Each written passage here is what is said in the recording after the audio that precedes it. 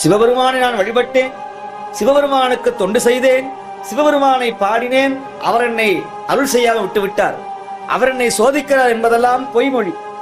சிவபெருமான் யாரையும் சோதிப்பதில்லை, சிவபெருமான் யாருக்கும் துன்பம் தருவதில்லை.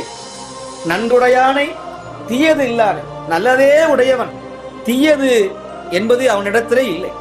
நாம் செய்த பாவ புண்ணியங்களுடைய பிரதிபலனே நமக்கெல்லாம் துன்பமாகவும் இன்பமாகவும் வந்தடைகிறது. இன்பம் வருகிற பொழுது ஈசனை நினைத்தால், துன்பம் வருகிற பொழுது அவரை நினைக்க வேண்டிய அவசியமில்லை.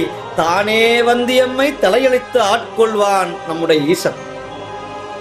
இப்ப துன்பம் வருகிற பொழுது சாமி நினைக்க முடியாது, அந்த சூழல் வராது. பதட்டம் ஏற்படும், துயரம் ஏற்படும், மறதி ஏற்படும்.